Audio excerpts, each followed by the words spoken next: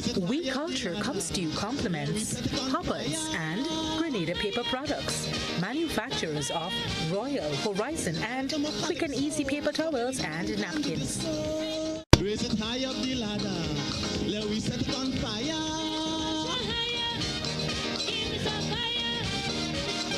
A little more calypso, forget the funk and the disco.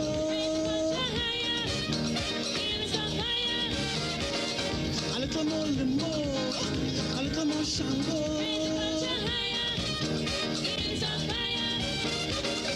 Find the greasy pole, and we don't dance from the maple.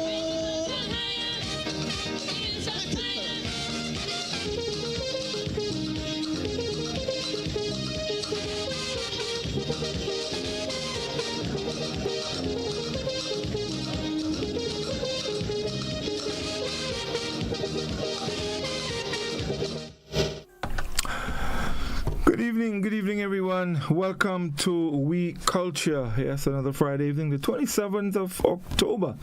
Yes, we are practically at the end of another month, getting closer and closer to Christmas. Well, before that, we have All Saints and thing coming up, yeah? Just in a couple of days from now. Actually, today I was driving and I saw some people doing some work around the cemetery, doing a little cleaning and, making the graves look a little pretty for All Saints and All Souls, yeah?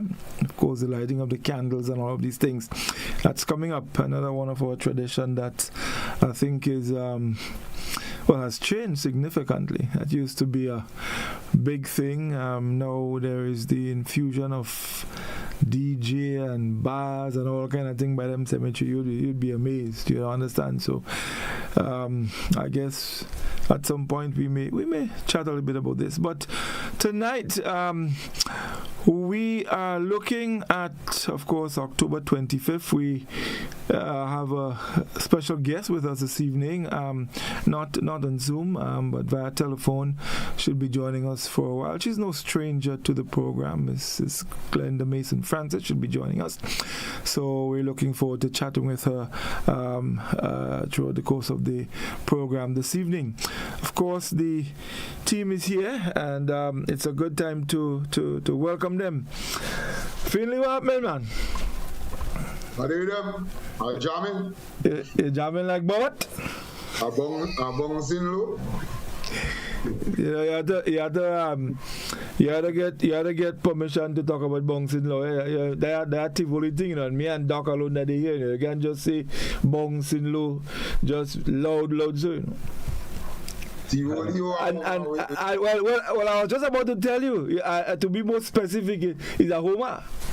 Yeah, well, so that is even closer to home. Yeah, I'm borrowing from our woman the only tonight. I'm bouncing low. You're bouncing low. Yeah. Reece, I know that watching. when she come up, I gave her. You gave her? I gave her.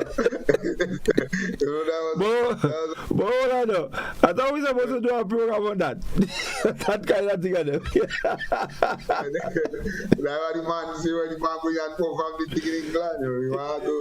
You can't say, when I go to go no baggy shit. Okay. Yeah, you can say that. But you remember you had a Bajan guy some years ago, he had a song called Bend Down and Roll Your Belly? Yeah. Well, when he go in England, he used to say that, he used to say bend down and roll your abdomen.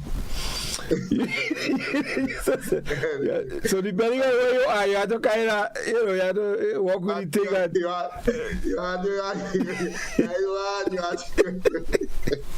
You have to make sure that you flavor the thing. So let me ask you one more question before we welcome the guest. So Tangla saying when he came up, I gave her in England. So if he sing that in Guav, what you say?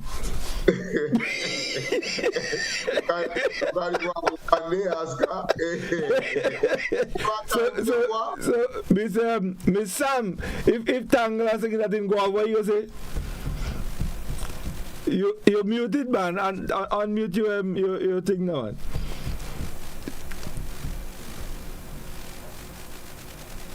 You're still muted? You muted.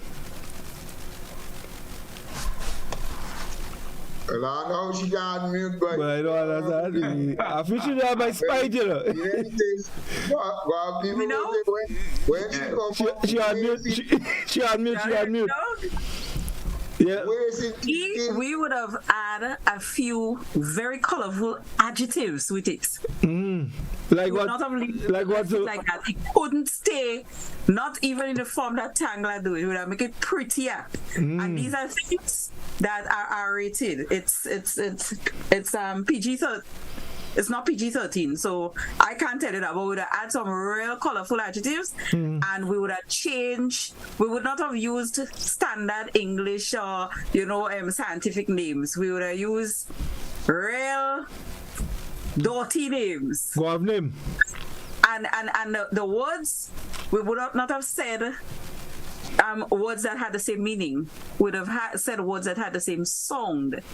All right. Which could be like a completely different meaning there. Yeah?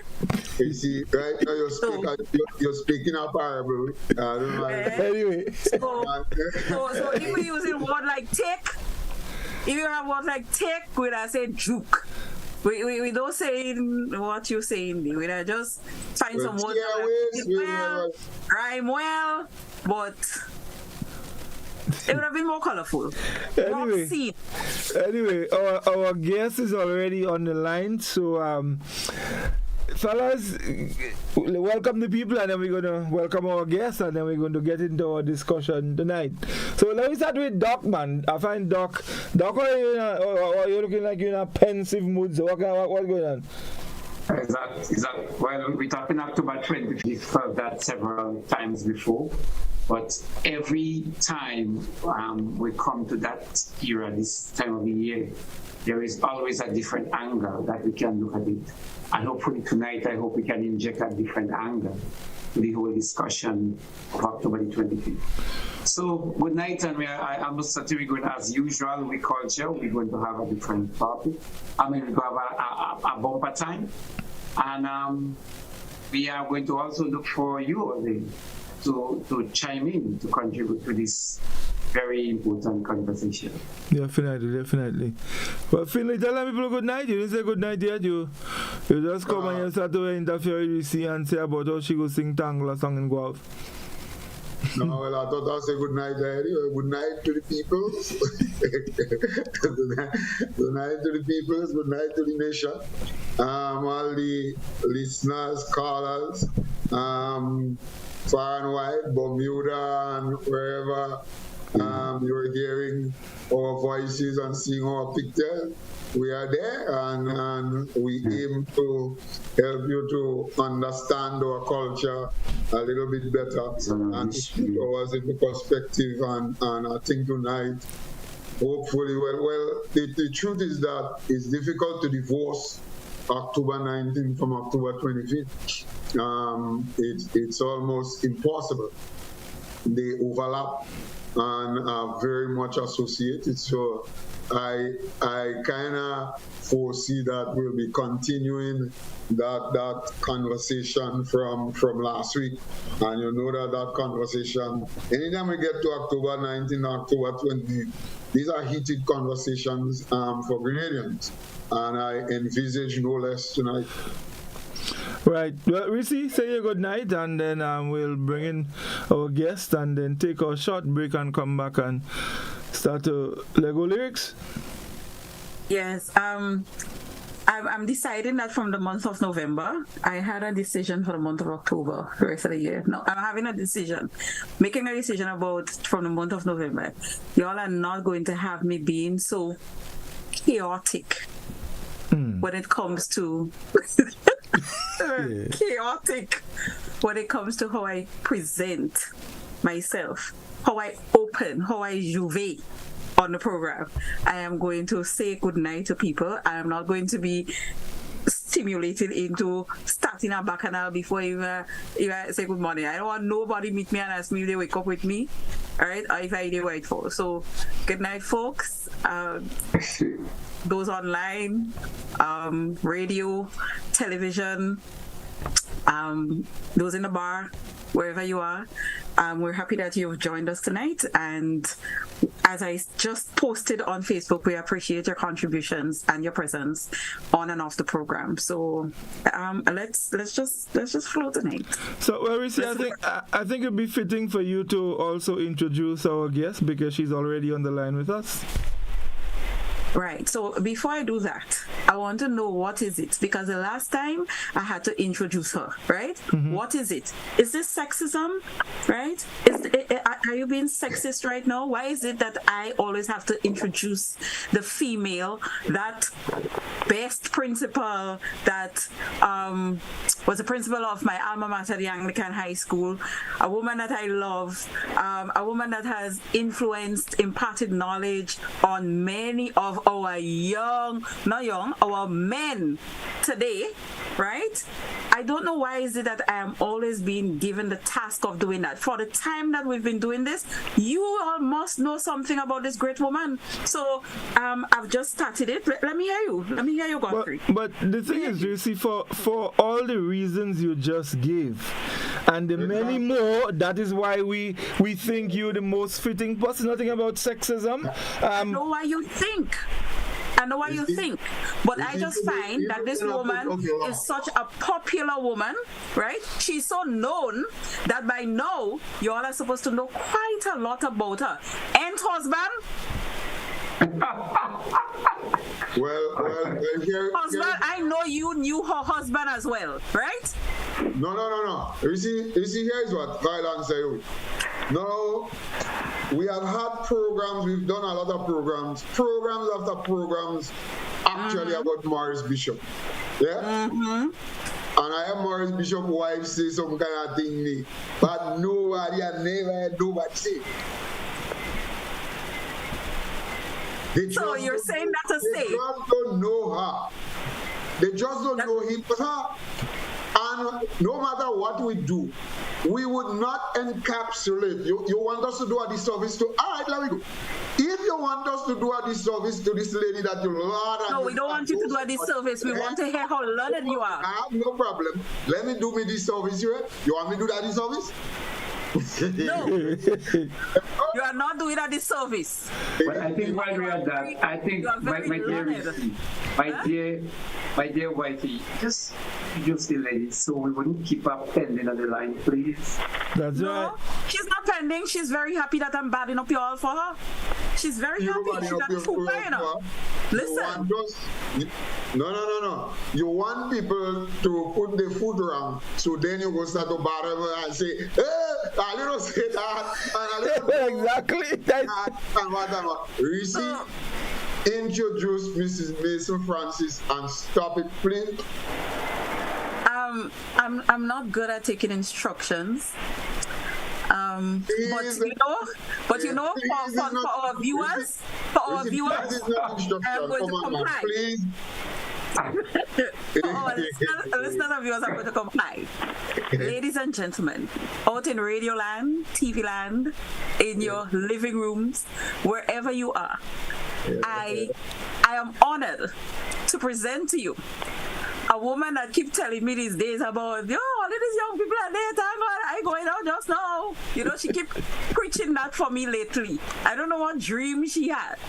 But I am pleased to introduce once again my principal, Mrs. Glenda E. Mason Francis, to our program to tell us a lot about the revolution, October 19th, October 25th, because she comes with a wealth of knowledge, first-hand knowledge, that is worth recording so that our younger folks, generations to come, can refer to.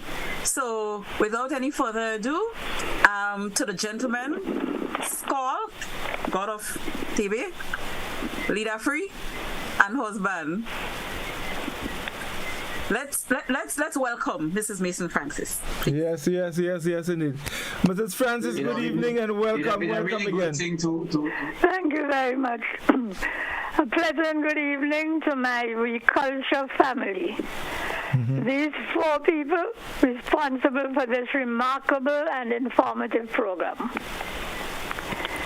The last few weeks and days have been very controversial, and especially the two words, martyr and hero. The definition of both hero and martyr can be found in our Longman Dictionary of Contemporary English. And this says, a hero is a person remembered for bravery, strength, or goodness, especially when the person is admired for an act of courage under difficult conditions. And also, a hero is the most important person in a play, a poem, or a story. A martyr is defined as a person who by his death or suffering proves the strength of his beliefs. But history speaks for itself when you talk about martyr and hero. Right. Now, my dear listeners, this evening, I would like you to always remember the present is based on the past, and the future on the present. And the present and the future all make up history. Past, the present, and the future. So, Mrs. Mason, I'll tell you what, I like that. I like that nice little introduction. So we're going to take a short break, and when we come back, we're going to go into all the details for this evening.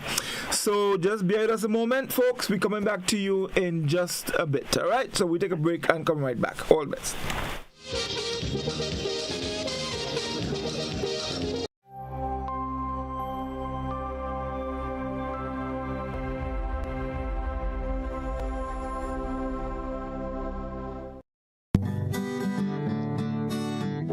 National Lotteries Authority is a proud sponsor of many cultural activities within the trial state of Grenada. My name is Anderson Matheson, also known as Leftist, and I'm a calypsonian and string band music player from Carrico. I support the games of the National Lottery Authority because culture benefits tremendously. Annually, the NLA supports the Carrico and Pittimatney Carnival, the Carrico String Band Music Festival, and all regattas, among other activities. When I play the game of the NLA, I can see where my money goes, and it's an investment into our culture. Yes, Grenada, when you play the games of the NLA, you enable us to invest in the skills and talents of our people in the areas of sports, culture, and nation building. Good evening and welcome to the National Lottery Authority's Daily Pick 3 Evening Draw for today, Friday, the 27th of October, 2023. I'm Lexanne Fletcher and I'll be your draw hostess for this evening. Ms. Kanife Edwards is standing in with me. She's representing RSO & Company Limited Accountants and Advisors. Ms. Edwards is here to ensure the games are conducted in a fair and accountable manner, that the game balls have not been tampered with and are within industry standards. And of course, with the Pick 3 game, you can bet as little as $1 on inline, mix, and pair tickets, and from $2 on backup tickets. Let's find out what the winning numbers will be for this evening. It pays to play. Good luck to you. And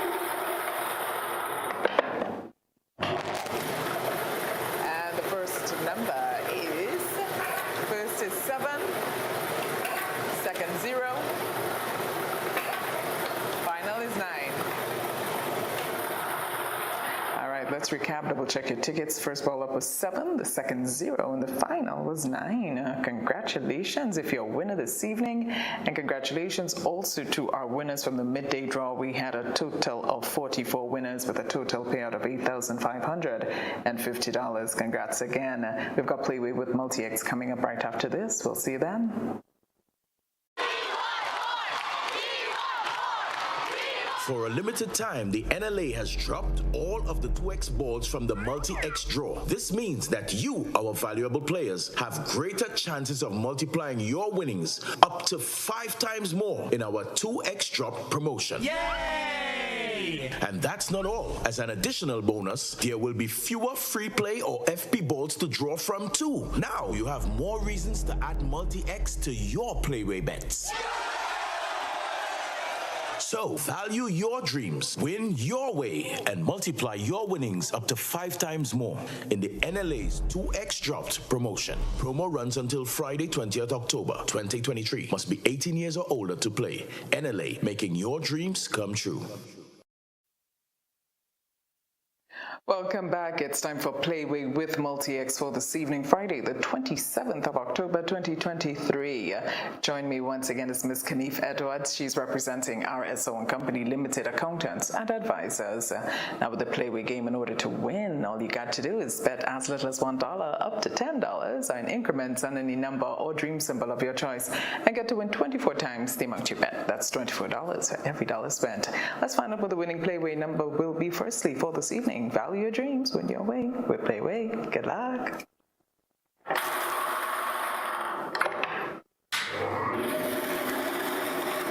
this evening's winning Playway number is... The winning Playway number for this evening is 22. That's 2222. Dream symbol is garbage. If you're a winner, congratulations to you. And it's time to move on to reveal tonight's winning multi-X ball. Don't forget the promotion is still ongoing, 2X Drop promotion. If you got your tickets, good luck. And the winning multi-X ball is... This evening's winning multi-X ball is FB or free play. Congratulations, of course, to all our winners for this evening. Congratulations also to our 348 winners. From the midday draw, we had a grand total payout of $27,888. Congratulations again. Up next, cash for a draw. We'll see you then. The NLA is giving you more chances to multiply your Playway winnings by adding multi-X to your regular Playway bets to win up to 5 times more. Imagine winning as much as $1,200 instead of $240 with a $10 Playway bet by simply adding multi-X. Place your Playway bets from $1 to $10 or in increments on your favorite Playway symbols or numbers. Then add the multi-X option at the same value to win 2 times, 3 times, 5 times more, or free plays. With multi-X, you must bet the same amount wagered on your regular Playway bets for your winnings to be multiplied. Grenadians, value your dreams and win your way as much as 5 times more. With multi-X added to Playway and watch your money grow. Must be 18 years or older to play. NLA, making your dreams come true. Welcome back once again. As promised, it's time for the daily cash for draw for this evening, Friday, the 27th of October, 2023. Ms. Kanife Edwards has joined me once again. She's representing RSO and Company Limited Accountants and Advisors. A reminder, with the cash for a game, you can bet as little as $1 on most of the bet types with the exception of backup, in which case you bet $2. So certainly hope you placed your bets. Let's find out what the winning numbers will be for this evening. It's more plays, bigger prizes. Good luck. All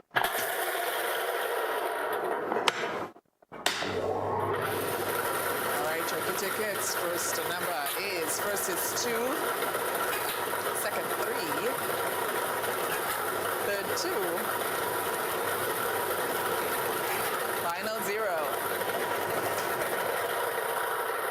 And it's time to recap. First number up was 2, the second 3, third was 2, and the final was 0. Congratulations to all our winners for this evening. Congratulations also to our 17 winners from the midday draw. We had a total payout of $3,600. But we certainly hope you purchased your tickets for the lotto draw that comes up in a bit. The estimated jackpot for this evening is $232,000. We'll see you then.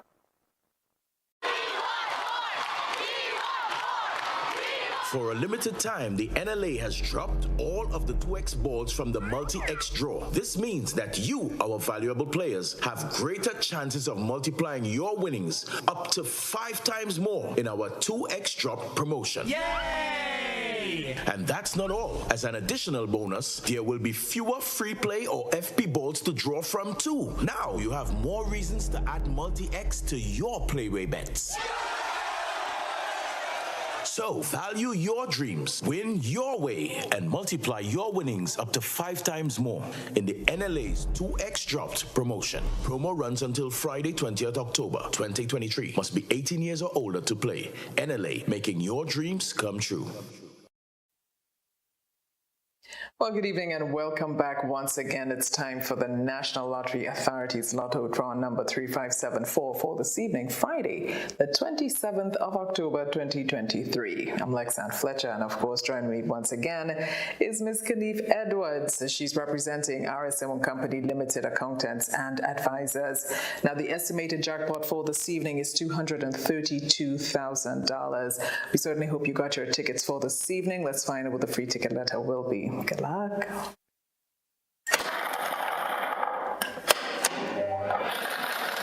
evening's free ticket letter is...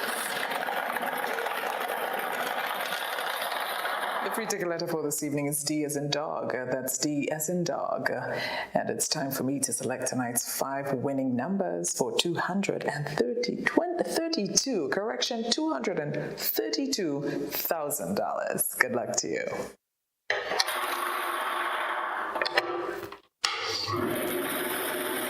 All right, check your tickets. First number is 15.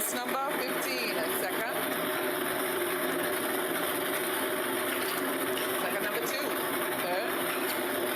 Third number is 13. Fourth is 34. Final number is 23. All right, let's recap. Firstly, the free ticket letter. Now that letter was D as in dog. That's D as in dog. And the 5 winning numbers for $232,000. A bit of a tongue twister this evening. $232,000. Let's recap. The first number up was 15. That's 1515. The second 2022. Third 13. 1313. The fourth was 34. That's 3434. And the fifth and final 23. That's 2323. Well, if you have these numbers, you're a winner. Congratulations. This has been Lotto Play and Win a Lot. We'll see you tomorrow, God's will, and do continue to support sports culture and nation building. Have a safe and good night. Wow, it's Instacash Grenada. Imagine a game with no numbers to choose from, no draws to wait on, and you can play it every day, including Sunday. That's Instacash. It's fast, it's easy to play, and you win prizes instantly. Instacash, coming soon to lottery terminals near you. Must be 18 years or older to play. NLA, making dreams come true.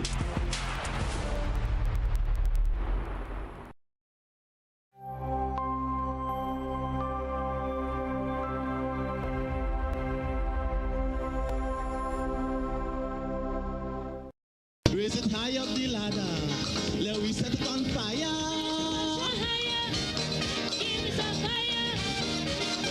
A little more calypso. Forget the funk and the disco.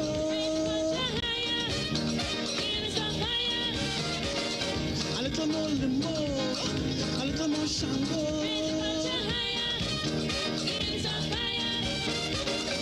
Find the greasy pole. Welcome back, everyone. It's We Culture, and we're looking at October 25th. Yes, as Scholar said earlier on, the both dates, October 19th and 25th, they're closely linked, and I think more so now than ever, now that more recognition is given to October 19th, and as I said earlier, we have Miss Mason Francis with us, and she'll be sharing a lot of information with us this evening. Of course, we're looking forward to getting your comments and so on the program this evening. So let's go back to Miss Mason, and she had nicely opened there, making reference to the past, present, and future. So Miss Mason, we now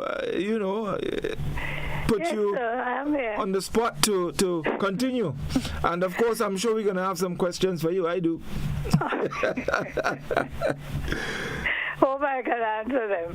Yes, I've had this urge to say something about this period. what I know and what I experience. I will start off with the New Jewel movement. This started off with a handful of people sitting together in the office of Mr. Rupert Bishop, that is Morris's father, and his office was situated upstairs of, oh Lord, the name is missing me now. Anyhow, a store in town, very big store there, Purcell's, upstairs of Purcell's. And the movement started, this period there, to discuss how we could help people to read and write, assisting people who had a problem reading and writing. When they started getting, however, too political, I moved away because I was not, interested in this politics and so I left the others there. My husband always liked to pride himself on the fact that he rescued me from the revolution. But this was entirely wrong. I never liked crowds, demonstrations, and so on. So I was never in one of them. I don't know how many people remember that we had 2 bloody days. We had a bloody Sunday, and then we had a bloody Monday. That bloody Sunday, we had Morris, Unison Whiteman, Kenrick. They were well beaten up in Grenville when they had a meeting up there by members of government supporters. They spent about 2 weeks at Salus Clinic in Richmond Hill, Dr. Friday's, Ethelston Friday's clinic. Jackie and I visited them frequently, bringing them things they needed and seeing about them as best we could and that sort of thing. I had some pictures taken of these people lying in their beds with their heads and so on bandaged up. I had them. Somebody borrowed them from me, and to my regret, I can't remember exactly who, and I never got them back. Then we had a bloody Monday when Mr. Rupert Bishop was killed, protecting women and children in Otway House by standing in front of them and letting them lie down and kneel down behind him on the ground.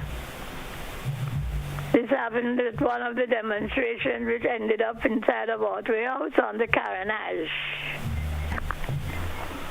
Again, well, I was nowhere around there because I said I didn't like these things.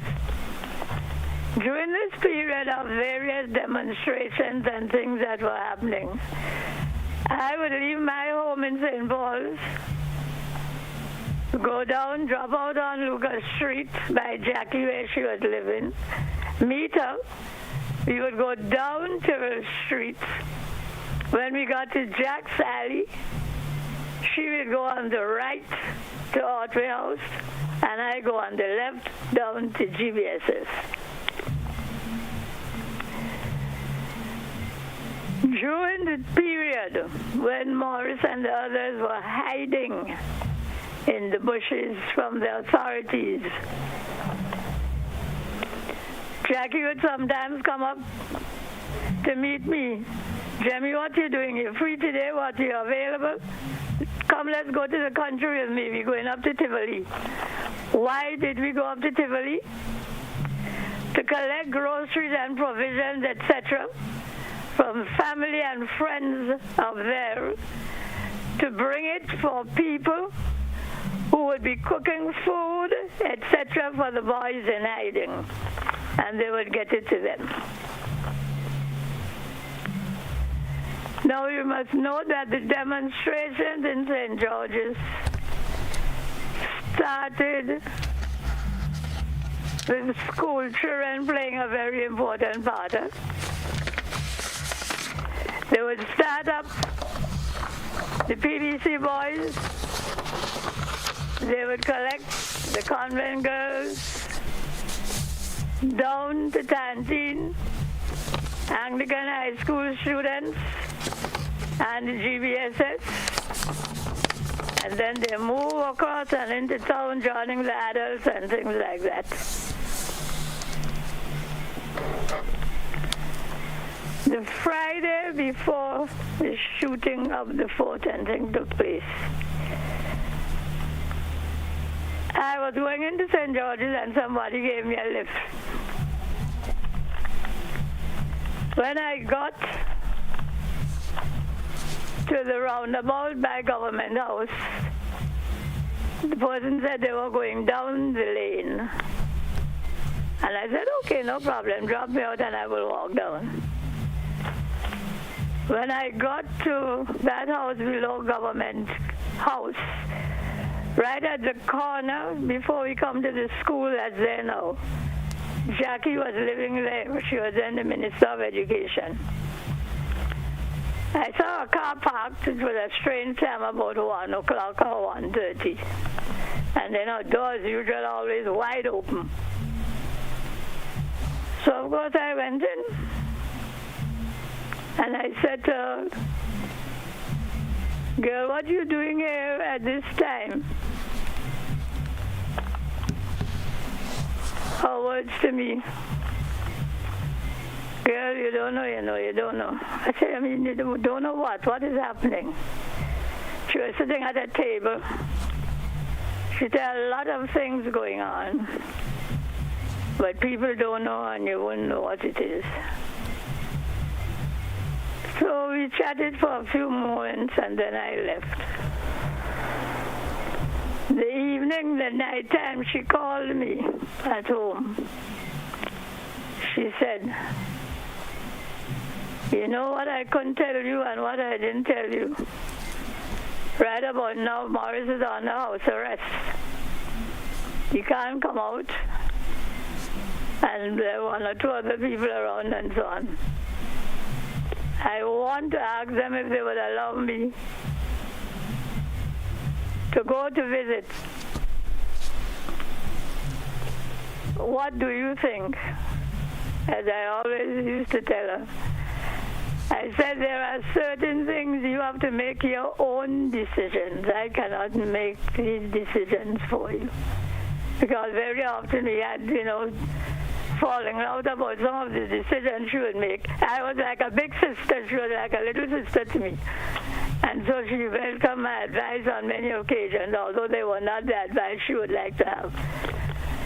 She called me back and said, I've decided to go. I said, okay, good for you. She had told me that if she go in, she can't come out. But she decided to go. That was I don't know what to say. But however, the Monday, I think it was, that is when we had that big demonstration, when they were freed. People, the same people and the school children and everybody and so went up to where they were and they freed them and released them and so on. So now they're making their way down. Another sad thing again, there on Lucas Street was Vincent's wife Maria with her father. He lived on Lucas Street with her 2 little children. Vincent's children don't know him at all. They were little babies, more or less. That was the last Maria saw of her husband alive. They went up. It was supposed to be down to the market square. They were going, but for some reason or other, when they reached the top of Market Hill, the decision was made to go up to the fort.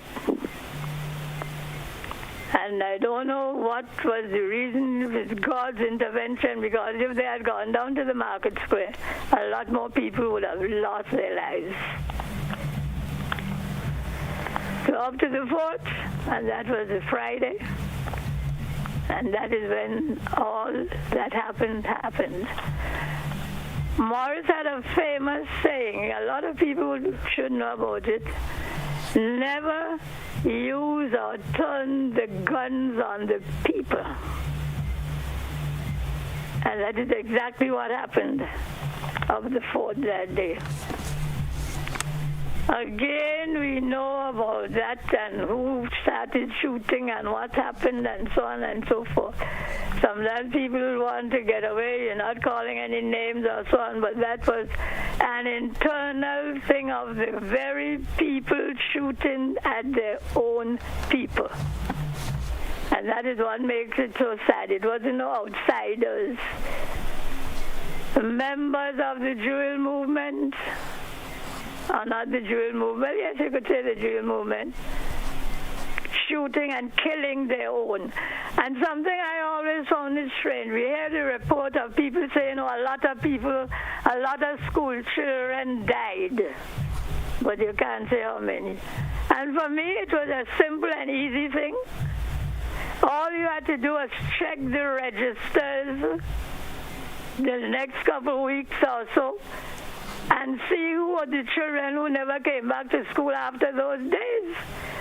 But this was never done, so all we see is a lot of people lost their lives, a lot of school children. But you cannot, some names we know, but then we don't know others. I go on to the story now after all of this happened. And the night, there I was in my house with my husband and 2 little children. And then a loud screaming came from higher from some family, and so we are living on the corner up there. And the same time I heard this, and I said, let me go look out and see what's happening. The phone rang. That phone was Bernadette Francis Val's wife. Her words, Jemmy, you hear the news? You hear the news? I said, what news? What happening? Put your radio on. Okay. Put on the radio. Just in time to hear the names of all those who were killed and who lost their lives. Well, that for me was, I don't know, well, I survived those days. Walking about the house for days with a towel on my shoulder, and every time I think of the people who had died, was a crying and a bawling. Because these were not people that you know you hear say or you know, but personal friends and people that you knew very well.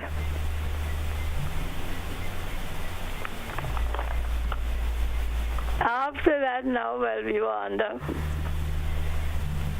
house arrest or whatever you call it for how many days and so on.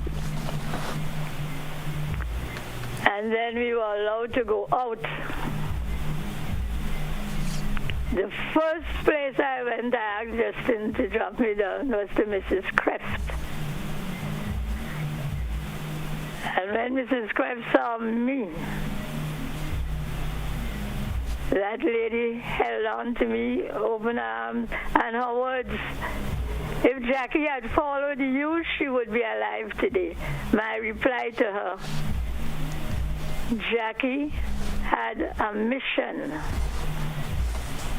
and she followed her heart, and this is what was the outcome. She also told me that they were actually, Jackie was with her and 2 other young women coming down from the fort because she had gone up with Jackie, and so all of them go up to. And when they reached where the tank and so were, the people there said, she, Mrs. Kreft, and the others, you could go down, but you, Jackie, where you going? Go right back up. And that was the last time she saw her daughter alive. And this was part of my personal experience. Mm-hmm. Very interesting. So, guys, I'm sure you all would have a question or two that you would like to put out, and maybe we could allow Reece to have the first go.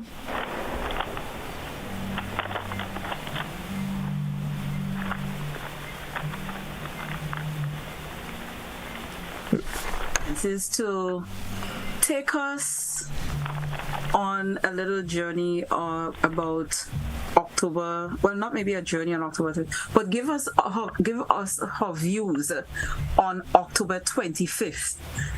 Invasion or intervention or rescue mission? What was it in from her experience? Yes. Well, October the 25th, again, where I lived there, on 2 occasions, we had to leave where we were living because of the bombing that was taking place on the fort and certain houses and things around. On one occasion, I remember, I was sitting and I was combing my children, and one was sitting on a chair in front of me. And there was a window right by us. And when that thing, you would swear the window was shattered or something like that. And we had to leave and go downstairs.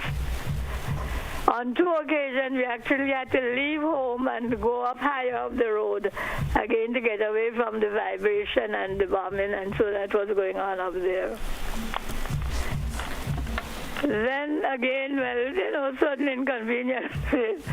I remember we had a front-loading washing machine, front-loading. So when you put clothes in that, you have to let it do its full circle before you could open it. And current electricity went for some few days or something like that. So you're going to open that machine to see about it. When you were eventually ready to open, well, you had to throw away the children's clothes because you couldn't use them again, the state they were in.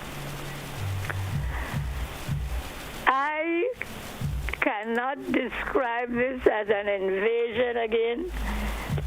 An invasion, well, I did history. I did European history, British history. I studied that. I taught it West Indian history and all of that.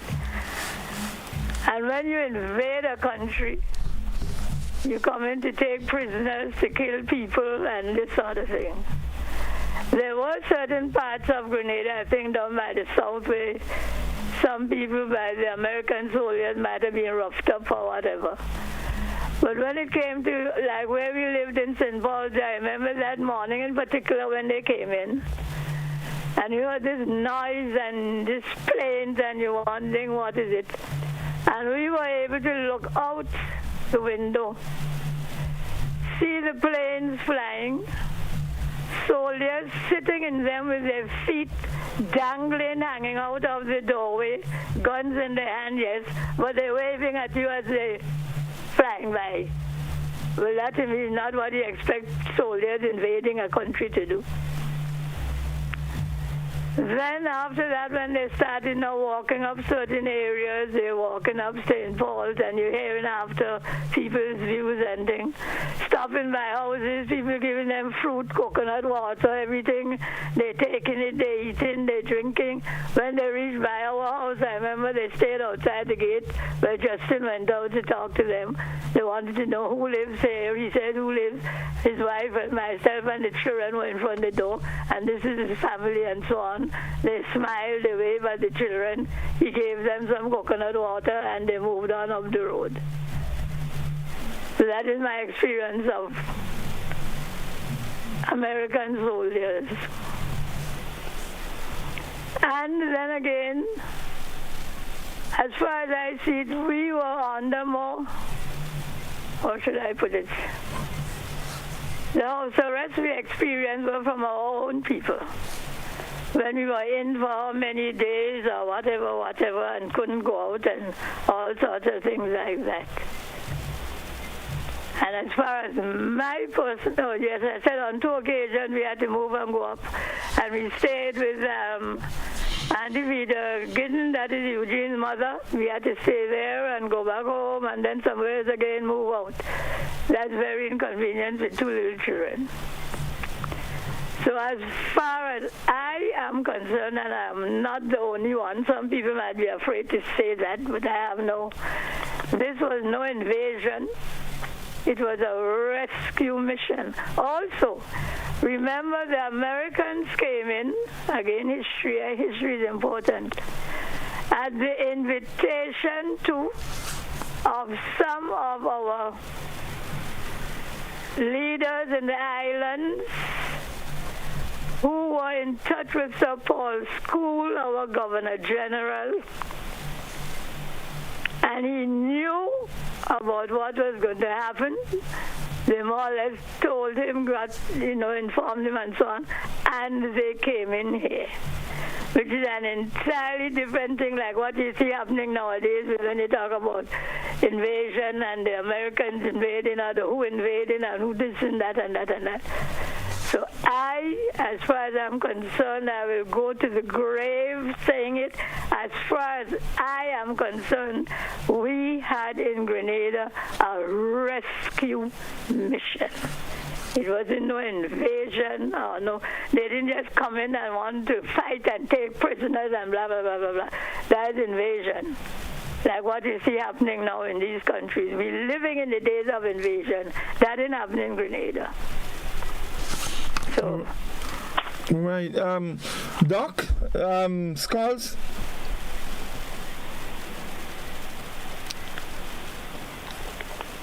See Doc smiling. Doc, are you smiling too? Doc smiling in a kind of way.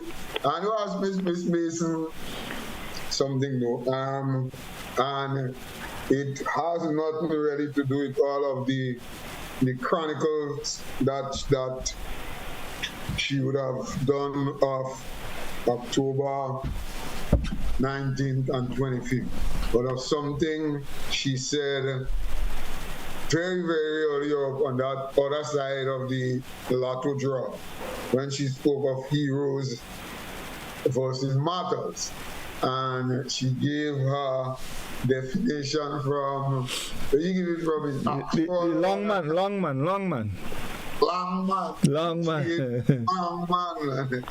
The old test. And I gave from Longman.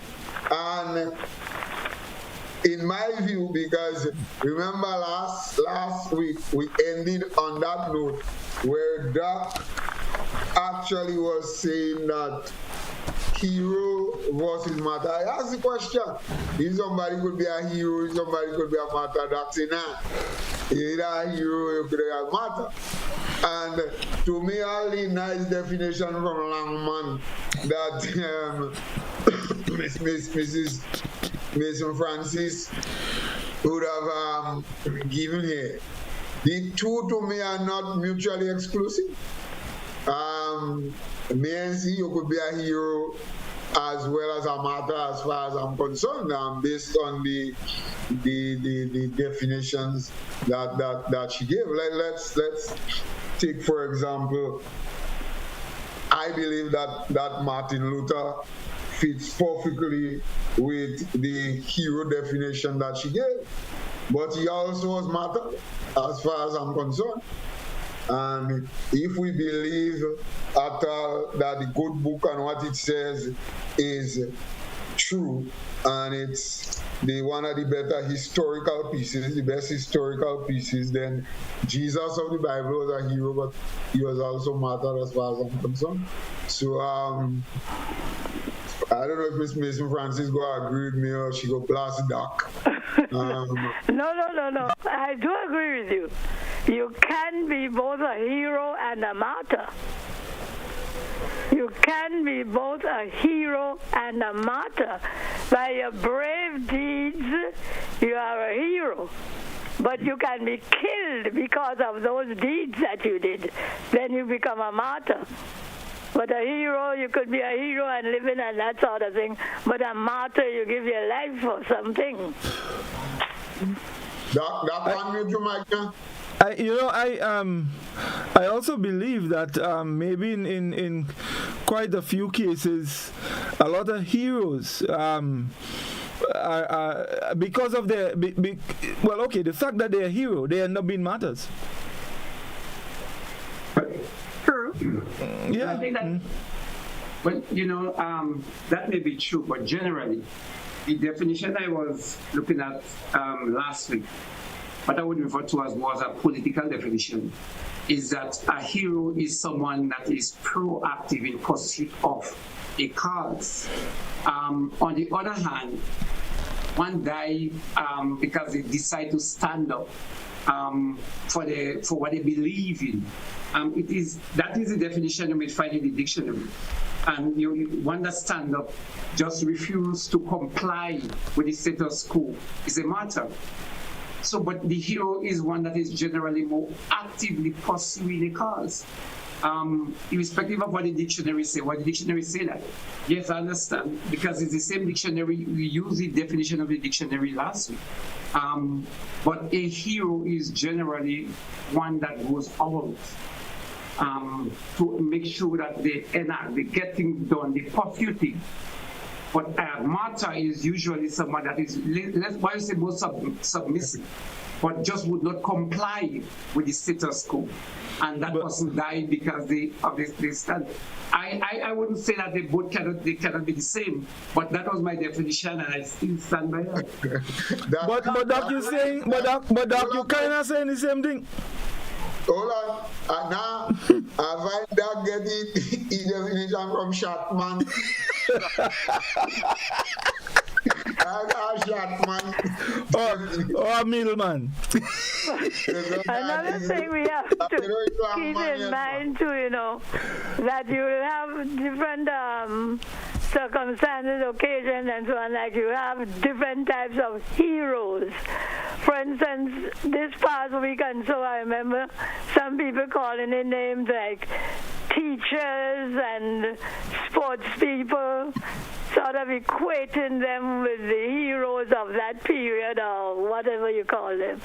But it's not the same, you have, in all areas you can have heroes. Mm-hmm. So, Godfrey, let me get down to some talking points, right?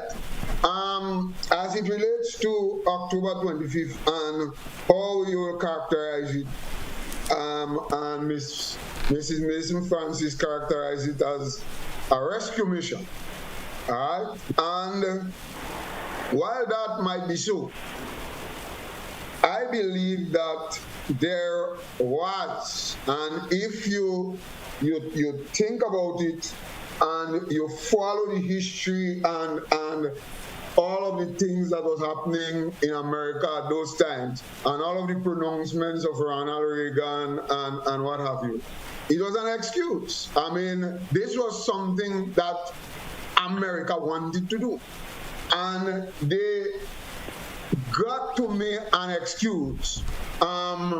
So all of this was clothed in this rescue mission robe, sort of. But when you strip it naked, I'm not sure that it was strictly about a rescue mission. There was, as far as I'm concerned, hidden agendas and plenty people. I think Doc would have mentioned it. The fact that where are the bodies, and more and more people are thinking along the theoretical lines that the Americans are the ones who got rid of the bodies, right? And I think Doc made the point at some time that this is how America functions, even with Bin Laden and all these people on them. They try to obliterate these people from the face of the earth. You have nothing that you remember them by, so that you could never kind of put them up on a pedestal, martyr them in such a way so that other people could take up their works and so on and so forth. So in that vein, you think of that also in terms of that, but also historically, white people have never cared so much for black people that they want to rescue them. Historically, it has never happened. White people are just make black people in trouble.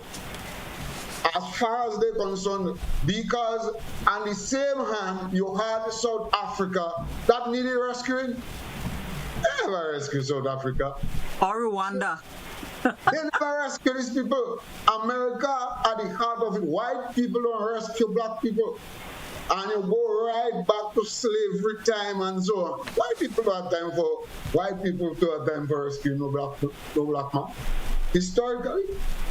Can I endorse what Scholar has said? I share the sentiments that whereas it might have been a rescue mission for some of us in Grenada, and I'm not going to put a percentage to it, I'll admit that it was a rescue mission for some of us. I would say that it was a convenient rescue mission for the forces that came in.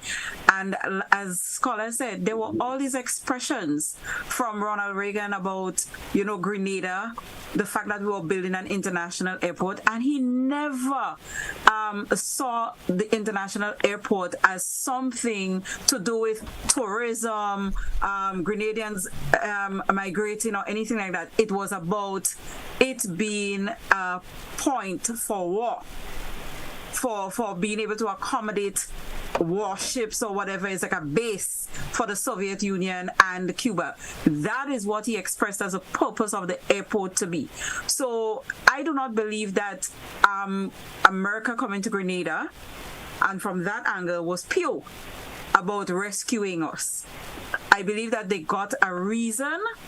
Right? We gave them a reason to come in by what transpired on our island. The Soviet Union was not our enemy. Cuba was not our enemy. They were our friends. They were the enemies of America. And America saw us being associated with the powerful nature of Maurice Bishop as a real threat. And the fact, that it was more like a communist socialist kind of regime that we had, which is not what they're about. They're about democratic rule. I believe that it might have been it was a rescue mission for some people because they felt that their lives were threatened. They did not know what was going to happen. Some of us assumed that we would have stopped fighting each other by a certain time. There's all these scenarios. So for some people, it would have been a rescue mission. But I believe that from America's standpoint, we would have been the happy, smiling natives that they get to make believe that, we are here purely just to save you. But I believe that it was more than that for them. It was about breaking up that triangle sort of thing that was happening with Grenada being in the middle as it relates to the superpower of the Soviet Union and so. That's what I think. So Godfrey, Scholar made a point that is so profound. And hence there was a contradiction in the revolution. When he made the point that white people don't come here to rescue black people, they have never done that in the whole history, in our history.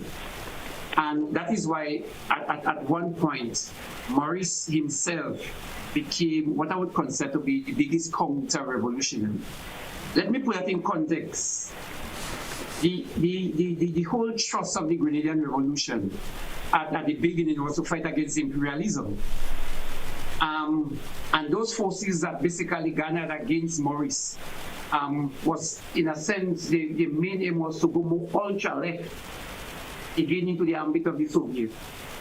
When Maurice went into the Hunter College, so at that I call back to Scholar Point, and he mentioned that, because, okay, let me backtrack. The revolution was fighting a struggle where we accepted that the workers in Germany were our friend. The workers in China were our friends. Maurice made a depart from that ideology when he mentioned that it's not about an east-west confrontation, but a north-south.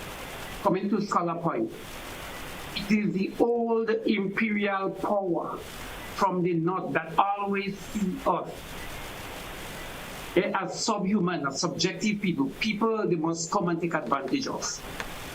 So when Scholar mentioned about, I don't know how profound he understands that statement. So the revolution itself was, first we started to fight against one superpower, and then we end up trying to go into the ambit. Maurice made a depart from that when he made that connection, not so much in terms of the socialism ideology now, but more as a Pan-African.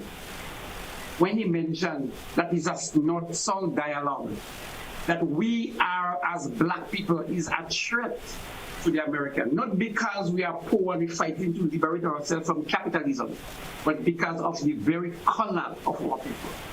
And hence, because of that statement, he, as that visionary, went completely against what was being perpetuated or taught in Grenada. And to me, that was the genius of Maurice. I just want to take you back 1 minute. I know we probably have to come back to the 25th because I really wanted to deal with more the 25th.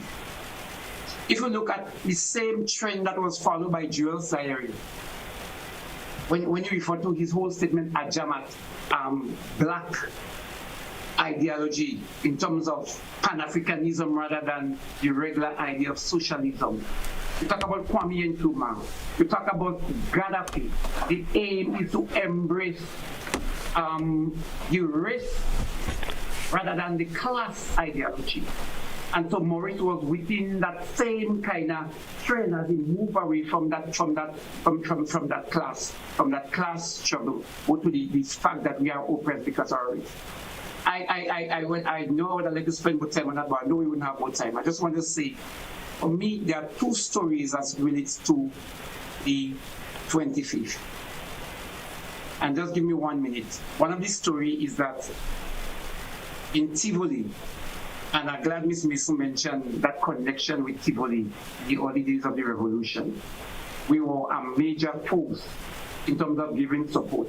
As a matter of fact, a lot of time when the guerrilla forces were chasing some of the leadership from St. George's, they were hiding in the tannery in Tivoli. And Godfrey, probably you might know about that. But on the 25th, there are two groups of people that are on the other end of the stick. One group of people were those from the Tivoli monk church and the 3,000 plus detainees that were then freed. And then if you think about 3,000 detainees with 56 months of the revolution, you're looking at average 53 persons being jailed per month during the reign of the revolution. So if you do the math, 53 persons being jailed. On that 25th day, October, many Grenadians celebrating. I saw people in the pasture in Tivoli when Randy Scott came up with that school bus. I saw women broke down and cried and on the ground because a lot of prisoners were then free. In monk church, we had children that were christened in the prison. The whole Pascal family were in jail. What 25th meant for them was a sense of liberation, that release of that joy. On the other hand, there were a number of soldiers, militiamen, that faced the battle, the US battle, as they put on the armor, that they pick up the AK-47. They were, in their mind, going to Bouchejou and the south of the island, fighting to defend the homeland against the imperialist forces. So you had some people that in Grenada that were torn. The whole country were torn. What does the 25th mean to Grenada? So a large number of Grenadians, with this perplexity that was taking place in terms of the execution of the leader. And how do we reconcile what was taking place in Grenada now that the spiritual leader of the revolution is now gone down? Plus the other 3,000 plus prisoners and the family that are freed now, that embrace the fact that we had an opening, a chance to breathe because the Americans are here. On the other hand, large number of Grenadians pick up their guns and they were ready to defend Grenada against the imperial forces. And it is kind of shameful, but I must bring that in, that so many of those that were standing firm as revolutionaries were not seen on the battlefront Instead, lots of the guys, irregular guys on the streets, on the carnage, or given way to smoke, clothes to wear, guns, and a lot of those militia people went and fight in bushes and down in Lansapane, not in Lansapane, in the Calais area, trying to defend Grenada from the invasion of the Americans. I would stop here. So the big question is, yes, we had the 19th. Is it still relevant for the 25th? That is a question I've been toying with. But when you look at the conflict and all that is taking place, and the various questions that we still have to ask ourselves, what does the 25th mean to Grenada? All right, maybe scholars. Well, if you think, maybe Reece, you could take some of Facebook comments, see what we have, what our viewers are saying. Yes. Right. So we have a number of comments, and I would pass the greetings. When it comes to Mrs. Mason Francis, we have Corinne Jolly saying, big up to her. Hear my girl, the voice is as strong as ever. Her voice still makes me tremble. We have quite a bit of comments here from Antonio. He said, the way Reece take that long to introduce Miss Mason, thank God it was not to bless the food at Christmas dinner, because she will have to thank a goat for mutton, the cow for the beef, and the pig for the ham, while people starving. Then we had, okay, I just have to scroll down a bit. Right, we have Antonio is saying again, people have a habit of saying the revolution was the worst thing that ever happened to Grenada. But I want to say the revolution did no wrong to anybody. It was some people who supported the revolution that did wrong to others, just like Hamas and Israel. Now, a few people went to Israel and the whole of Hamas has been punished by Israel and the USA. We have to stop blaming the revolution for what some people may have done to others.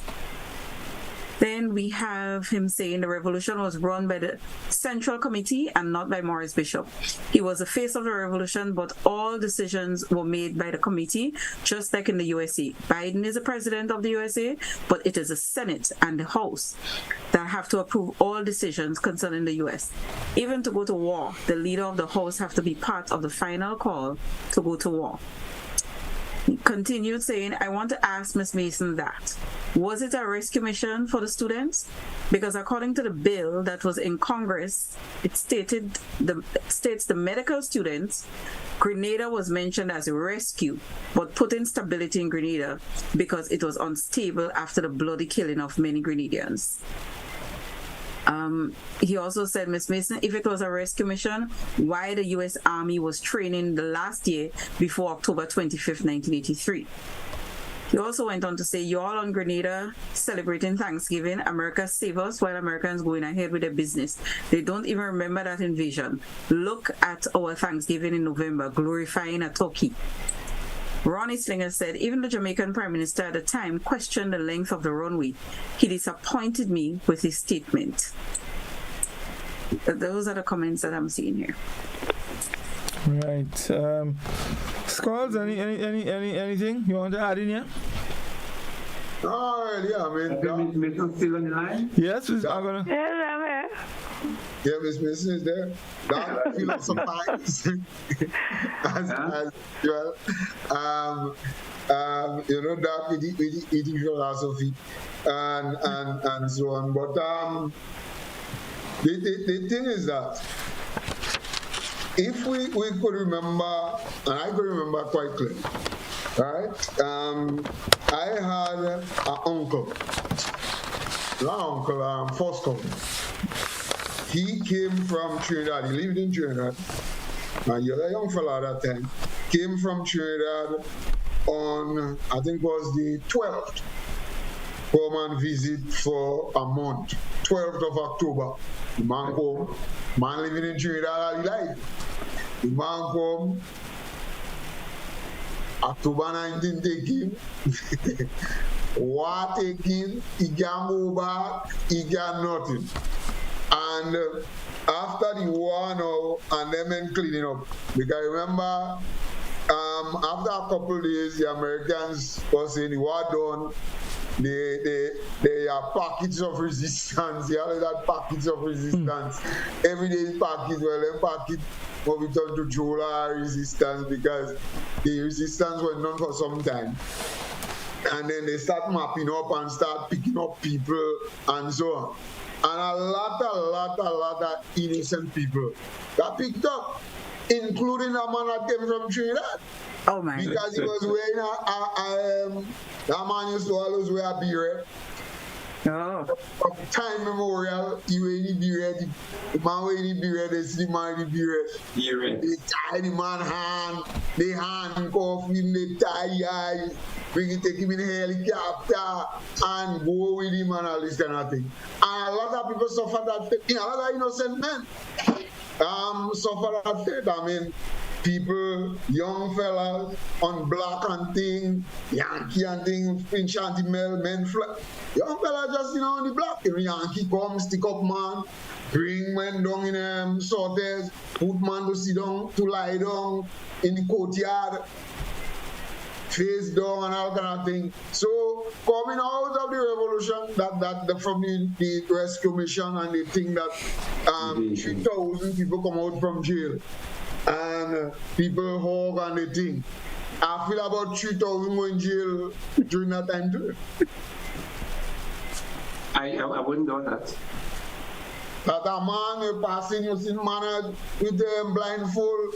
The other fella they call boots in what they call it? Down in Reece, down there. I mean, when I see boots passing Yankee thing blindfold, the tears bathe me, Because I don't pour boots, so nobody nothing. All the men get intelligence to pick up boots. Me and no, the men pick up boots, they go with boots. So a lot of people suffer, The intelligence is dons. A lot of funny intelligence. I remember there was a time, hold on before you think, let me just do that. There was a time them Yankee fellas, they come up. I'm here a man with truck, but they have a police moving with them. They come and look for a man, but the man was indeed in the PRA, but he didn't fight or do much thing. But them men had the name who they come in and look for. And everybody sing on the block day, and them men come by. You know Anthony Marcel, better not scratch me, Adrian. That is the only one false name and thing. And between me and you, Anthony Marcel, better not scratch me, Adrian. See down on that bridge there. See down right there. And the police are moving with them men. You know the man because he's a man from Haiti Chantimel there. You know the man, what? He ain't saying nothing. He ain't saying nothing. He ain't another word. You know, scratch. When the men asking about that, the police himself asking us, well, I don't know, Anthony Marcel scratch me right tree. You know the man jump up and he say, tell the police, man, don't stop that, man, you know it's me.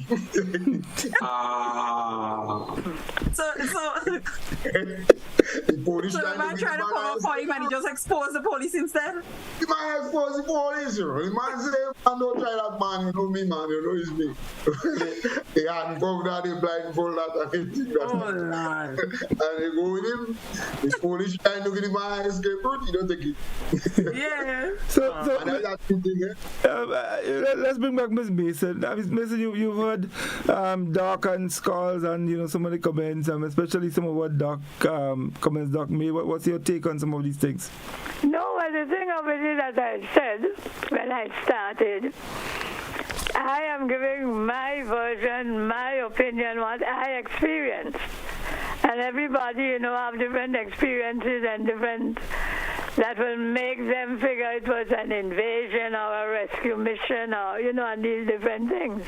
So what we have to do now, yes, all these things happen, different people's opinions, that is still our history. And it's different people's opinions. So whoever is writing the history or so will have to say, some said this and this was said and that was said, but you can't deny everybody having their own views and opinion of what happened. You're an educator. You are truly an educator. Reece, you have to be proud. Yes, of course. And you notice how articulate she is and how much she has all her faculties. She remembers so much. You know, so I'm always very proud of her. Right. But let me ask this though, guys. Godfrey, it would have been nice if we take, I don't know, the time is almost running out, but take what? At least it would be nice to get two persons on the line. We can't. Okay. Well, I was going to suggest that, you know, if Ms. Mason has basically done her presentation, that maybe we can free up the line. So for the last 20 minutes, we can get some people to call in. And I'm sure Ms. Mason would love to hear what people have to say. Yes, well, I would like to thank you all for giving me the opportunity to say what I had to say. For perhaps letting some people know certain things who didn't know what was happening, you know. But that is how it is. That is how it was. These things happen. So all we have to do now is to get our historians, those who write, to put everything together, giving different people's views and opinions. You will always have everybody not agreeing on the same thing. So that is what life is all about. So again, I would like to thank you all for giving me this opportunity to express myself. Thank you very much. Thank you very much, Mrs. Mason. It was indeed a pleasure. And of course, you're always welcome on this program. Thank you very much. All the best. Bye. Yes, indeed. All right. So yes, guys. So folks. Can GBN get two lines? Because it must have only one line. Okay, no one side. Play the feet. Let us move on. Right. So we have a caller on the line. Did you see that he was fed? Did you see that he got food? Don't plead no fifth. He got fed. You have energy. Don't play no fifth. Come, answer. Who got answer what? Answer what? Can we have two lines? Yeah, we have two lines. Let's go to the telephone. Let's go to the first line. We go to the first line now. We Culture. Good evening. Hi. Good evening. Yes. Good evening, caller. Okay. I want to first agree with Ms. Mason that the history of all this should be written. And it takes not persons who were, let us say, participants or have some thing to benefit from this, meaning they were on one side of the other to write that history. But it will probably take persons who were unattached to the activities of 1983. I also would not go as far as she went to say whether it was a rescue mission or an invasion or whatever. What I can say is that I know the Americans didn't come to rescue me. Neither did they come to rescue the students. But what I can say, I was very glad that they came, not out of a likeness for me, but persons like myself who normally can't keep quiet would probably have been not as happy as I am today if someone didn't come to change the political system that was in effect and would have probably continued had not an outsider come to do something about it. That's one issue relating to the 25th. Another issue I want to speak to relating to the 25th, and it is very, let us say, a big issue, the issue of the body of Morris Bishop. And I want to say that I am right now looking at a picture of Morris Bishop, not one of those you regularly see, but this is one where he is viewing the bodies of Ayub and Habib. those are persons who were his bodyguards, just the same way as the people who killed him were members of the same group.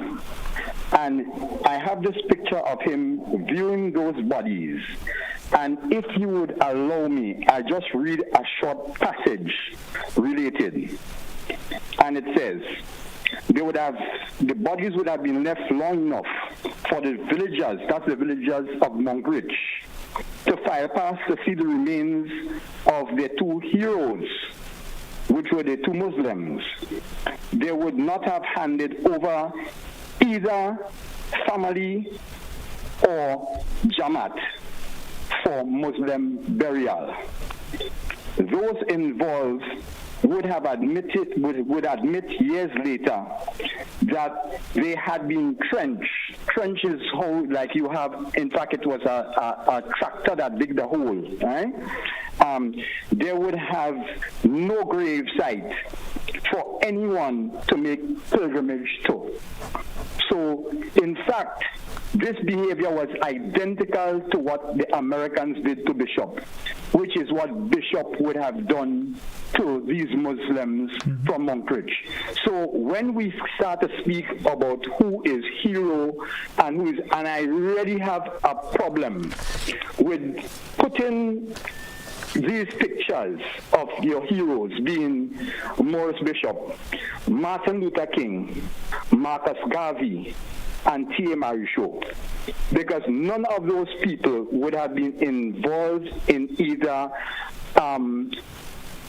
signing things to jail people, neither would they have been involved in issuing orders to shoot people. And therefore, when one considers who are the heroes, there is no question and no sides deny that Morris Bishop died in a matter that, as was said at the time on radio by all the parties, it was an internal party matter. Those of us old enough who were around, no one can deny that that is what was said and that is what happened. So he died in a dispute of an internal party matter. He himself indicated prior to his death that it was an internal party matter. He did indicate so himself before the innocent crowds got into it. So I think when you determining who is a hero and who is not, and what happened to the bodies, you have to consider that the same thing that happened to Brother Bish is the same thing he had done, because he personally oversaid.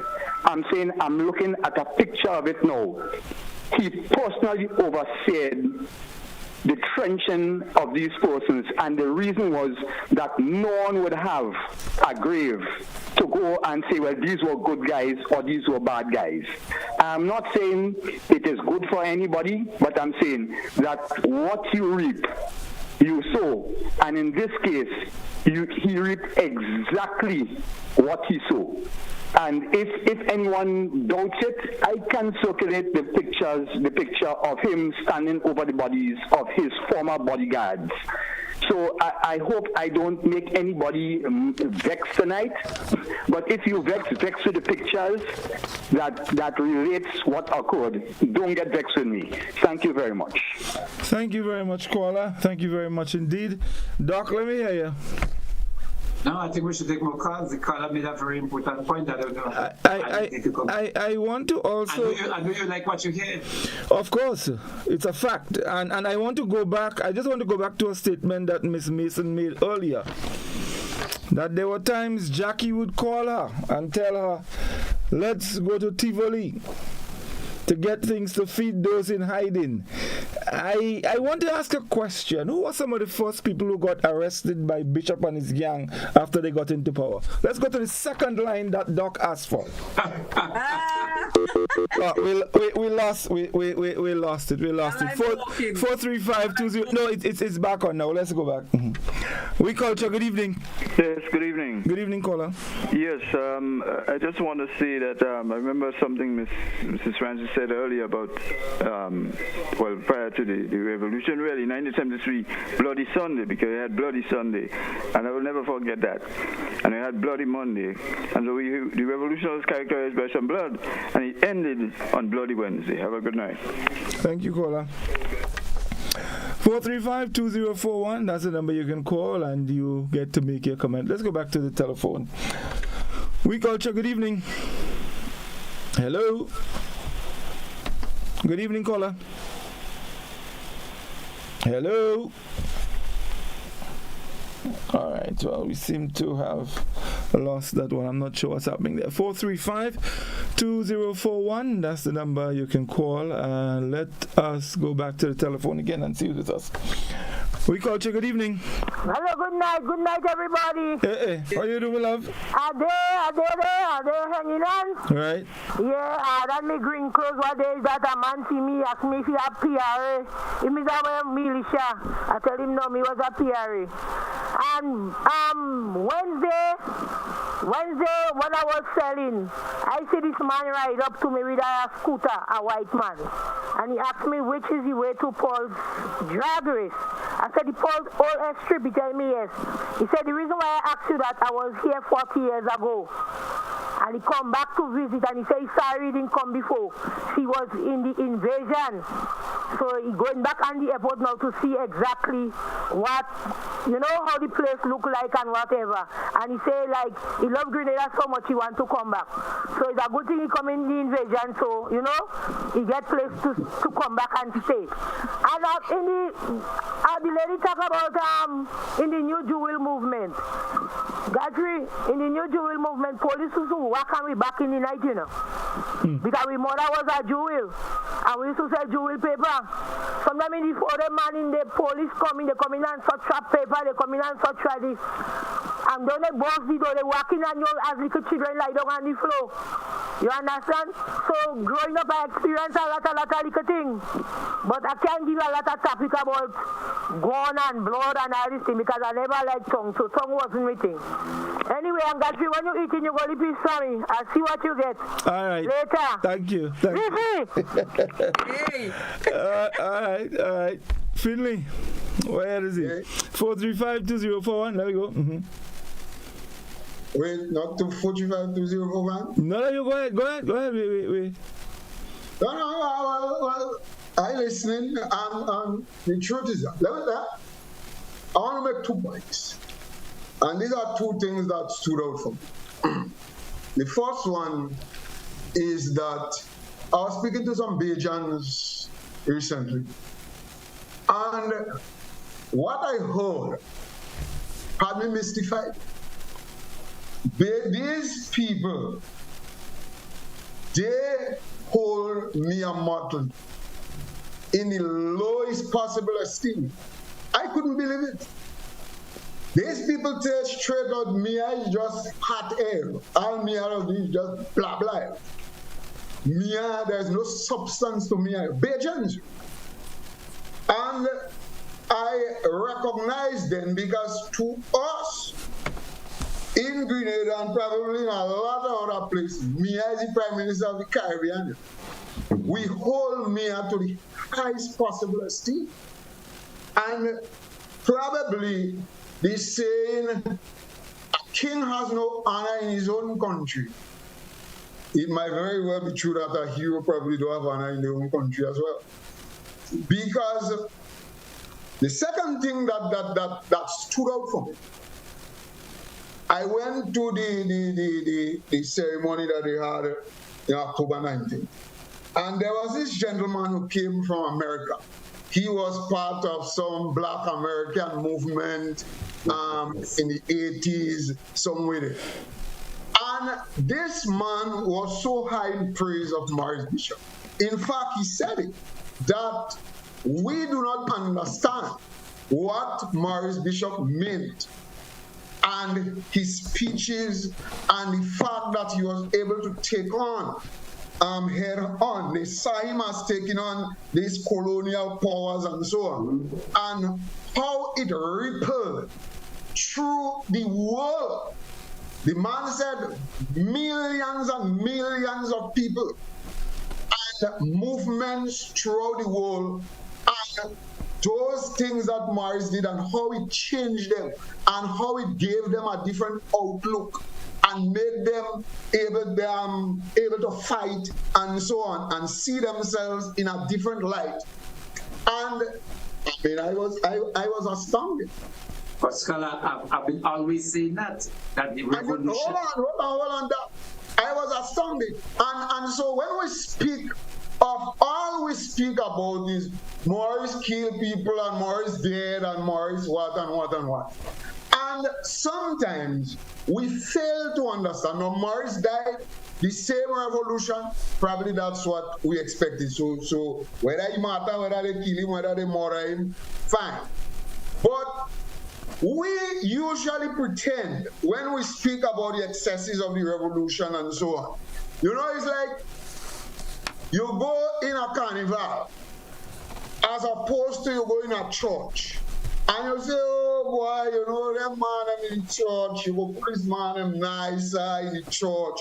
Because you go in the carnival and man whining. What do you expect to happen in the church?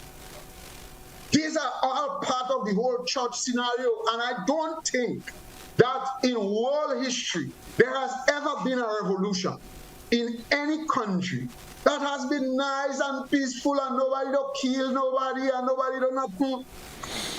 I don't think history will record that. So just the mere fact that the whole thing, revolution, coup d'etat, whatever you want to call it, that comes with its own characteristics and its own things that happen within it until probably it settles and so on. Even though in China you hear all kind of excesses, all kind of things they do in where. So it was not that Morris and them existed and ruled in a time like now or in some peaceful kind of time, regular, ordinary, like everything else. And it is against this backdrop that we have to look at what happened. So let me ask, you know, and I agree with you because I think we've had that conversation before. I agree with you that all of these things happen. It comes with a revolution, but so does the assassination of leaders. They come with revolution. So why do we bemoan? So then, my question is, why do we bemoan the death of Morris and others when they were killed on Fort George? It's all part. It is so what? Because they were the leaders, that makes them different from the thousands of Grenadians, innocent Grenadians that were imprisoned, tortured, and their lives changed completely forever. It was part of the very same system, and it's based on that. I just cannot understand why many of us in Grenada behave as if Morris Bishop was some kind of angel. I think the man was evil. And the man died. Oh, let me finish. The man died, as the caller said before, he died the way I think someone who is involved in a system like that would die. So I don't see the need for bemoaning his death. Right. And here is what. Good and bad in people. I find you being very sensational. Here is what. Wow. No, nobody is saying to you that they want to take Morris Bishop and raise him from no dead. He dead.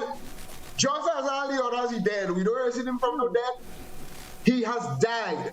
However, according to that same Pan-African American man, it is what he transcended and it is what he has done for the world that we can't even see here. That's why he's lauded. That's why he's held on a pedestal. But you see, scholar, here is the difference. No, that's what we in Grenada cannot see. No, I understand. That's what we in Grenada cannot see. But and here is the difference. What we can feel, and what we feel goes deeper than what we see. What we can feel is the hurt for our friends and families that was tortured and all sorts of things. Our own people. That is why we cannot see it, because what we feel is different from what was portrayed out there. But I think a couple times now I've been making the point, and I'm walking in the middle of the road between the two here. I'm making the point that Maurice, and I just made the point that Maurice transformed. He was a visionary. That Maurice was beyond the class. He embraced Pan-Africanism. Even last week when we were talking, I mentioned how much he meant to the struggle in apartheid South Africa and the black population in America and all the oppressed people of the world. So Maurice was no longer a Grenadian. He was this black icon that was talking to the people that looked to him for inspiration. He was bigger than Grenada. The problem we face, like what Sankara and the others and them that were gunned down in Africa, Maurice was gunned down by his own peers. So it's like a double whammy. If Maurice was killed by an invading force or even by counter-revolutionaries within, or quote-unquote counter-revolutionaries, or the American that came, it was a different story. But there was a lot of selfishness and short-sightedness to kill Maurice. I don't respect it whether it was a revolution, to kill Maurice for the very petty and archaic reason, almost medieval ideology that they were trying to protect here in Grenada. They killed Maurice because they were trying to protect what I call a very medieval ideology that has no application in the whole of Africa. Everybody used it as a stepping stone. No African country accept what they were killing Maurice, what they were forcing down his throat. And Maurice had transformed that and became bigger than what they were trying to force us to hold on to. Class. The ideology or the teaching of class has no place in black history, in black consciousness. We are fighting a struggle here that was based on race. And Maurice transformed that class. So Maurice was bigger than what they had here. This was archaic 18th century ideology. So Godfrey, Maurice and what the guy said meant a lot to people, and we in Grenada must see. Even though I had two brothers and a sister that was jailed, I recognized what the revolution brought to Grenada. Even though they were jailed, I recognize the significance that it brought. Was it all good? No. But there was something about it that appealed to us in a way that those that commit that crime against him were unable to see, because they hold on to something that was too archaic, too old-fashioned. Godfrey, I'm laughing here, you know. Godfrey, you're terrible, you know. Me? No, you see, hold on. Scholar made a point. Scholar made a point earlier. Hold on. Scholar made a point earlier. And he said, a king has no honor in his country. There's a saying, right? And I think we all believe that. But I wonder if do we believe the saying, charity begins at home? Godfrey, let me ask you a question. Yes, that don't mean you don't show no charity. Because what you're trying to say, in essence, and what I've always done and tried to say, to me is that Maurice Bishop, overseer, as how they call him, the caller just called, although I understand leadership. I am in a position of leadership, so I understand leadership. And I think also the bowler man, we brought him on the program at time. Evan Bowler, who was in the thick and the of things, he actually he verified exactly what I was saying. So I understand the leadership, and a lot of the things that Maurice Bishop had to take accountable, or he was accountable for, you not know. It happens in leadership all the time. Evan Bowler clarified that, because he did not blame Maurice Bishop for his incarceration one little bit. He said it right here on the program. But the truth is that Maurice Bishop was part of a system. Okay, fine. You could say poetic justice. He lose his life. He what and what, just as how he think, and people he think, and them people and them what he don't put grave for. Fine. Maurice Bishop dead. We ain't bringing him back to life. He's dead. He's gone. He's not cold. He's not any one of these other fellas and them write book and telling the stories and so on. Maurice Bishop is gone. He's totally gone. But you're telling me that because of that totally whitewashes. You take some chalk on a blackboard and you wet the dust and you just wipe out because of that. Everything that this guy's done. Yeah. I mean, that's how things are to be. You telling me because hold on, scholar. Hold on. Yes, go ahead. Preach, brother, preach. You're missing a significant point. Last week you do me that, eh? Last week you shut me up. Yeah, because well, when you time for you to shut up, you have to get shut up. You want to tell me that all that R. Kelly has done, all this beautiful music, this guy was the most prolific music producer, writer, whatever. True. That because he interfered with that wipes out totally. No. Hold on. Let me. I have never once heard you say, Godfrey, I've never once heard you say that Maurice Bishop amounted to anything. Not once. You can't find yourself to say. Scholar, I would not even go there with you because there are some things you just don't understand. Yeah. There are some things you don't understand. You understand? Let me explain. Let me tell you something. In 1982, I was part of a group of students that was emulated by Maurice Bishop and Jacqueline Creft in the Dome. And let me explain to you. Let me explain to you. Hold on. Let me explain it to you. My problem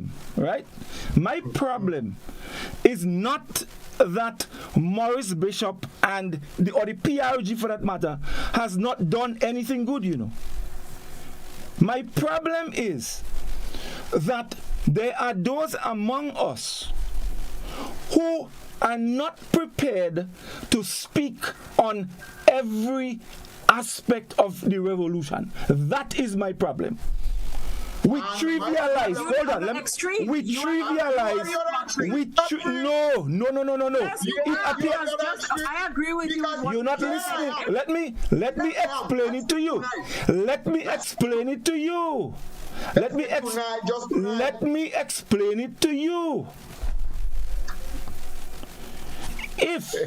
If as a people we embrace the revolution in every way, the good, the bad, and the ugly, I have absolutely no problem. The problem I have is that when those among us behave as if the revolution was this pie that fall from the sky and everything else is evil, that is my problem. That is my problem. Which one you taking first? That is my problem. Two of all they could come. Is he going first? Two of all you come together. I was saying that you are just like this, the people that you are condemning. Just describe. Right? You're just the same. Because you too, because of what they don't do, you have decided that you are going to join the bandwagon because your exact words is that Maurice Bishop is pure evil. No, I didn't say pure. I say he's evil. No, I stand by that. He was, he's of course. Evil. I'll take on the adjective. He's evil, right? So you are basically saying that there's absolutely nothing good about him. It's solely bad. And you are here saying that you have a problem with those people who just want to see Maurice Bishop as good and not speak about his bad and his indifferences or whatever. Whereas you're doing the same thing. So no. So you are behaving, yes, you are behaving like what? Yes, you're behaving. You're behaving like what we would say. You're behaving like a child because you're because they say you bad. You change your mouth now and you say, well, you bad too. No. Hold on. I have always, and if you, and a lot of times, I try my best not to speak on it. I try my best not to speak on it, because if people understand my position and be honest about what happened during that 4.5 years, I would have absolutely nothing to say. Nothing to say. You understand? Okay. But when you hear, when you listen to some people and the way they speak and the way they behave, I take offense. It doesn't mean that I am like them, but I take offense because I believe they've been dishonest about the whole thing. That is my position. Yeah, go on now, Scholar. Let me hear you. Right. The proof of the pudding is in the eating. Mm-hmm. So let's just take tonight as an example. Here I am tonight. I'm walking with you. I'm walking with Bot. I'm walking with all you. And I have said, well, look, even in my characterization of R. Kelly, here I am admitting R. Kelly did some nonsense. I admit here that Maurice Bishop has done something, he do thing. And I ask you the question, if what he has done, so here I am, right here, agreeing that Maurice Bishop has done things. I even tell you, all right, fine, so it's poetic justice. But does that erase? So here I am. You is the one not taking the hats. Hold on. Don't move your mouth. You is the one not taking the hats. Take your hand, Godfrey. You is the one not taking the hard stand, and as always done. You think Maurice Bishop evil? You me and you are tired of conversation. Maurice Bishop, as far as you are concerned, Maurice Bishop was just pure evil. He did nothing, you think, but trust me. And maybe a closing statement. I don't care what nobody say. In my view, and that's where I went with that, people could be martyred, but they could also be heroes. And for the vision that Maurice had for the whole world and how he was held in esteem for all those things that he done, Maurice Bishop is a hero in my view. Doc, your closing comments, because we're out of time. Closing. Suddenly we're closing. Let me just say, folks, I am from Tivoli. Tivoli is the home, or property to be the home of counter-revolutionary. Now, in Tivoli, we were like the base, the background for the revolution. Way before the leadership came, there used to always be hiding whatsoever. There was a lot of active people in Tivoli in terms of prepared to pick up arms, and I believe now I can say that when all the arms got stolen, they ended up in Tivoli. So we had a base where the revolution could have depended on. Lo and behold, after the revolution, all Tom, Dick, and Harry that just come out in school, wherever they are, they became leaders, and a lot of people got ostracized from other areas. And you see an agenda of selfishness that was perpetuating since then in the revolution. I have a lot of brothers, family members that were in prison, but I'm looking at the other picture. The revolution meant that at one time in Grenada, there was that pride that injected in Grenadians, that we were able to challenge the superpower. We stand it and we look them in the face and tell them that we can be what we want to be. Yes, the revolution was being kidnapped, but I felt that, later years, when I look back at that discussion, at that presentation that Maurice had in Hunter College, when he moved that depart from that so-called class struggle to the struggle and embrace Pan-Africanism, I felt that, the revolution meant a lot for people all over the world. And so it has to be something that we must embrace, that what the revolution brought to the world, we have Grenadians must embrace it. And irrespective, we know of all the evil that was committed, including me and my family members, yet I believe that there was a lot of good things that emanated from that, and then we can say, yes, the revolution was able to be an inspiring tool for the apartheid system in South Africa, for the struggles in the whole Sahel and the whole of Africa. And so That is my take on it. Whether Morris is a hero or not, I did a here not there, but I embrace that the revolution did some good, although it did a whole lot of bad to us. That is my closing. You see your closing comments? Yes, and Doc, I just want to say you're just free to say that you believe Maurice Bishop is a hero because you're afraid Godfrey. But Scholar don't afraid Godfrey. I would just go through some of the comments before. Fitzroy Adams is saying, Scholar, you are so right. They remember what the Grenadian soldiers did during the revolution, but they forget everything that the American soldiers did. What a shame.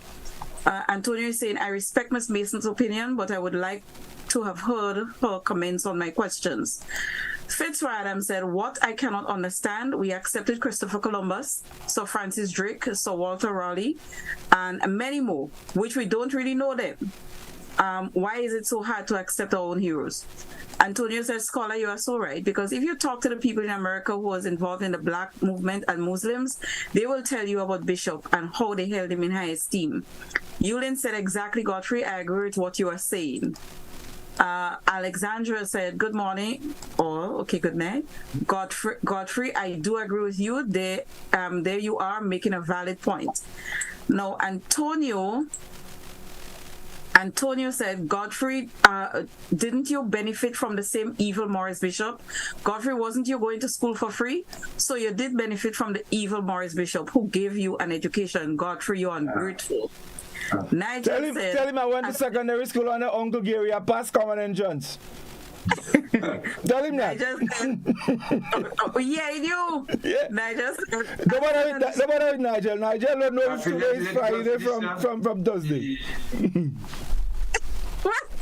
I do read about comments to. No, you're not reading it. You're reading it.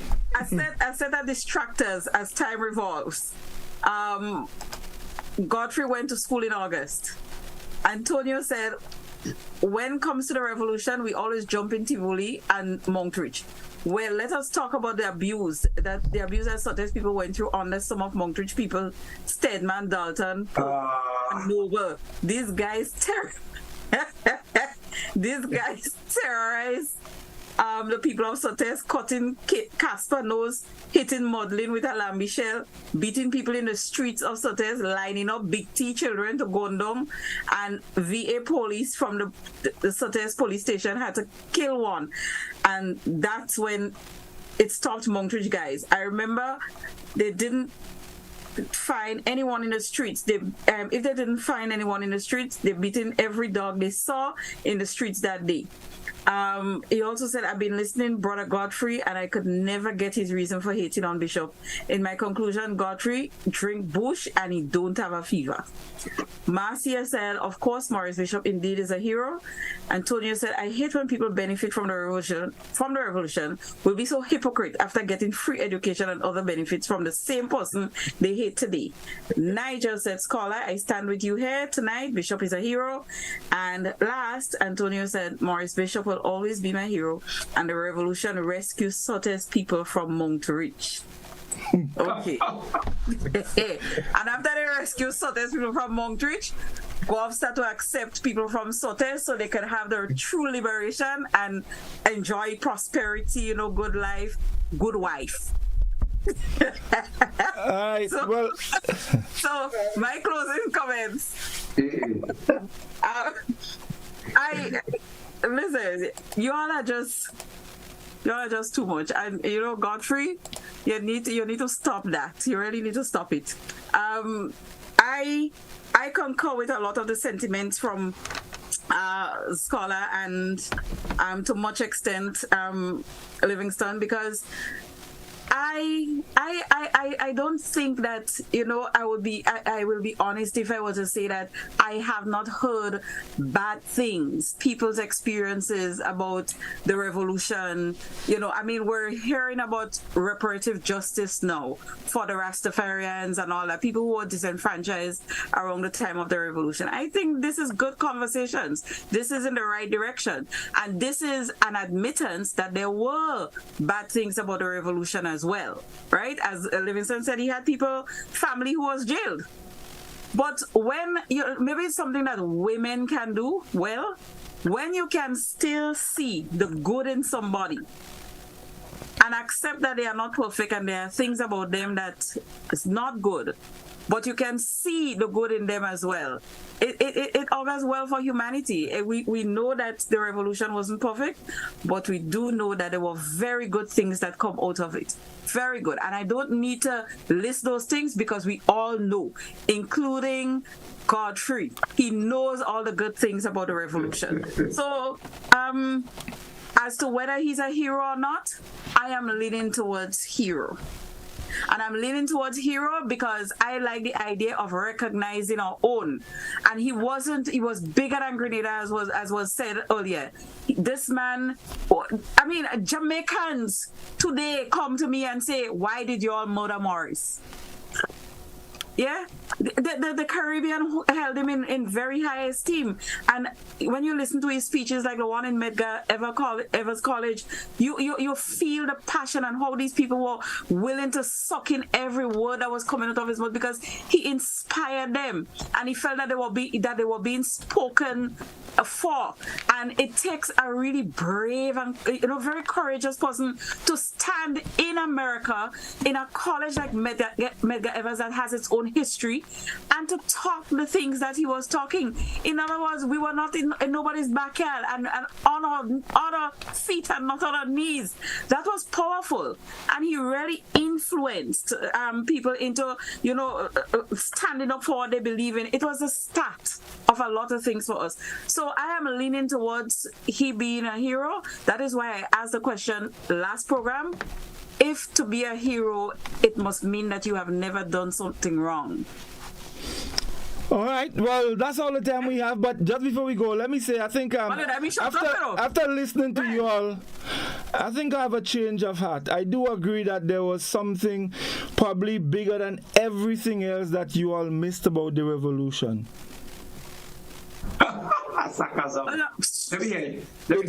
It fell apart. Thank you guys. Have a good night. Until next Friday. See you again. We Culture. All the best. Like everything else, it's your thing that fall apart. 제 생각이에요.